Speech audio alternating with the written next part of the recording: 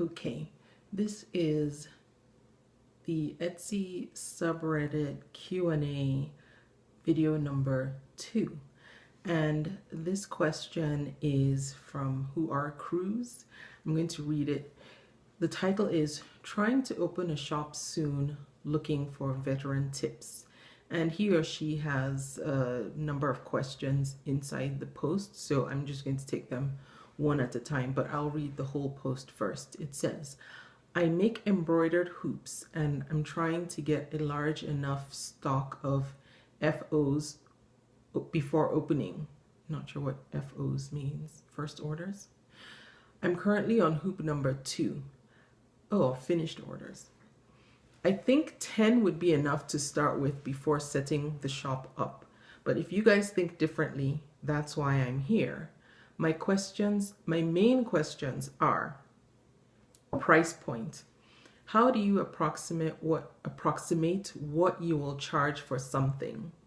My materials cost is very low, but it takes me 20 to 40 hours to finish a project, and I don't want to undersell myself or overcharge for my products. Customer acquisition / self-promotion. How do you guys get yourself known? I've set up an Instagram account and will have a link there once my shop's up. But are there ways to have your products seen more within Etsy itself? I'm a total noob, so forgive me if I sound naive. Any other advice would be greatly appreciated too. Thank you for reading and thank you for your time.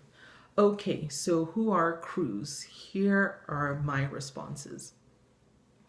Your main question number 1, price point. You said, how do you approximate what you will charge for something? My materials cost is very low, but it takes me 20 to 40 hours to finish a project, and I don't want to undersell myself or overcharge for my projects.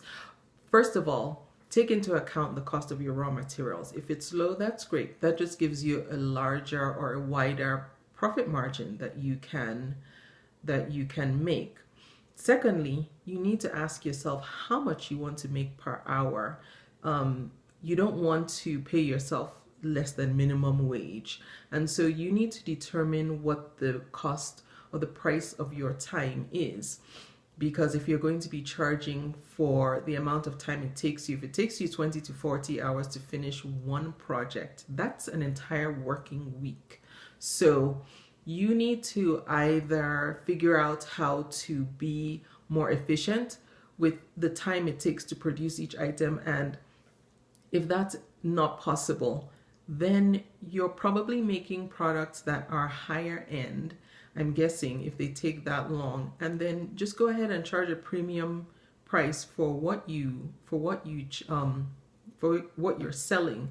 That's not unusual to do on Etsy. There are some people who charge hundreds to even in the thousands for the products they make, but that's because the craftsmanship that goes into it and the time and labor all place a high value on the item. So if that's the type of product you're producing, the embroidered hoops, then charge for what it's worth. Also, do some market research. Look at what your competition on Etsy is charging and off of Etsy. Look at what other people who sell and make similar items are charging, and then see where your price falls in when you take into account the cost of your raw materials plus your hourly wage if you want to charge for the actual time that it takes you to make the products. One of the mistakes new sellers make on Etsy is underselling themselves and undercharging for their products. When you have a customer who is specifically shopping for handmade products, like really handmade by an individual, by a craftsman or a craftswoman, they do understand that there is an assumed cost for that handmade product. And so it's not going to cost the same thing necessarily as a manufactured product that was made in a factory using equipment that is able to produce 50 to 100 of those in the same amount of time that you would take to make just one of those. So take that into account, and don't be afraid to charge what your product is really worth. Now, your second question is customer acquisition / self-promotion. How do you guys get yourself known? I've set up an Instagram account and we'll have a link there once my shops open. But are there ways to have your product seen more within Etsy itself? Yes. SEO, SEO, SEO. You need to make sure your SEO for Etsy is on point. That means using appropriate tags, which is what Etsy calls the keywords that people will use to find your products, and making sure you use them in your title and your tags as well. In your title, you want to put the most important terms up front. So if you're making, you said you're making embroidered hoops. That's kind of broad. So you want to use a term that somebody who is looking for specifically what you're making would use. So let's say you're making silver embroidered hoops. I'm just throwing that out there. And that's the most important keyword descriptor of your product. Then let that be in the beginning part of your product title, because not only does Etsy use that, but Google uses that as well when people are searching in the broader World Wide Web, not just on Etsy. So when you're thinking of ranking and showing up in searches, you want to make sure that you're planning to show up not just in Etsy searches alone, but also on Google searches, because if somebody doesn't even know about Etsy, but they're looking for what you make and they search on Google, you will show up on a Google search and then they'll find you that way. So you want to make sure that you use search terms that people will look for. If you're having a problem searching or coming up with proper search terms, there are some tools that you can use to give you suggestions, some paid, some free. If you're just starting out, I recommend you stick to free tools and figure out what works for you before you pay for those tools. One is Marmalade. There's a free version and there's a paid version. Of course, with the free version, you don't get as much with the paid version. And then there's Etsy Rank, and Etsy Rank is free. I haven't quite played with Etsy Rank yet, but I've had about 3 people now recently tell me that they use Etsy Rank and they get good results from it. They use it for their keyword research. So keep those in mind. The other thing you want to do is make sure that your pictures are very good.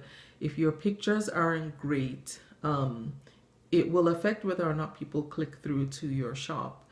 And so you want your product photography to be really on point. Now, at the very beginning, you might not be able to afford a very expensive camera, but a lot of smartphones have good cameras and you can get a fairly decent point and shoot camera if you want to. Just don't go above 13 pixels on the camera, because then the pictures start to look kind of wonky. It's a thing with cameras. I can't explain it. There was something else on Instagram. You said you're going to have an Instagram account. When it comes to social media, my advice is keep it simple, because social media can get very overwhelming very quickly. And if you want to just start on Instagram, that's perfect. Don't try and spread yourself thin in the very beginning, because it will just get really overwhelming. So if you want to make Instagram your social media platform of choice, then do that. Try and post a product every day. If you can't post a product, post something in process. People like to see the lifespan of their products. So if you're still making something, you can post pictures of it with each passing day, just so people can see the product, and then when it's finally done, they see the finished product. And you can start taking those pictures now and then just save them for posting when you open your Etsy shop, so that you have a repository of photographs to use. The other thing that you can do is Etsy actually has some in-app social media tools. So you can post directly to Pinterest from your listing, you can post directly to Facebook and Twitter. And the nice thing about those is that when you post from the Etsy listing, it links directly back to that particular listing, so that you can so the traffic goes directly to that particular listing, and then people get to browse around your shop and peruse your shop. Now, I will say this, at one point recently, Etsy was doing an experiment where if a visitor comes to your shop from a social media site, so if they click on a link that you posted on social media and they come to your shop, Etsy will show them similar items from other sellers. The downside to that is if Etsy shows them what your competition is selling, they might see something from your competitor and click on that, and then they're taken away from your shop, and so you lose that customer potentially.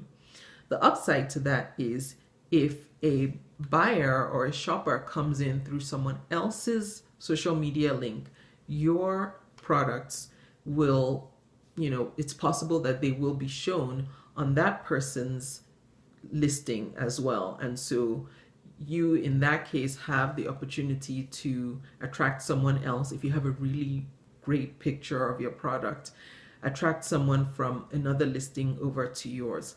So it works both ways. I don't know if Etsy is going to keep this as a permanent thing, but it's something they were experimenting with, so something to be aware of. And finally, as a new seller, one thing you should know is that Etsy, at least for right now, I don't know how long they're going to keep doing this, is promoting new shops. And so for a specific period of time, and I'm not sure anyone outside of Etsy really knows how long that period of time is, new shops get a boost in search. And so, and this is what the Etsy CEO, Josh Silverman, said in a recent Etsy forum Q&A. New sellers will get a boost in search so that you show up higher in search and maybe a bit more often until your shop hits a certain threshold. Now, we don't know what that threshold is, whether it's a dollar amount in sales or whether it's a number, a quantity of sales. So, 10 sales, 15, 20, 50, we don't know. Or if it's, $100 or $500, we don't know. But right now, again, this is something Etsy is testing out, is giving new shops a boost. So when you do open your shop, just be prepared or be aware that your shop might be getting a new shop boost from Etsy in search. And so just make sure that you take good advantage of that while it lasts. Again, I don't know how long that it will last, but right now it's something they're experimenting with. And Mr. Silverman, Josh Silverman, said this in the December 2017 Q&A, and I'm recording this in January of 2018. So it probably is still going on. Again, there was no time span about when it would end or not. Okay, that's it for your questions. If you have any questions or further questions about this, you can leave them in the comment section below or send me a message. Go to convome.com and send me a message in the using the contact form, and I will respond.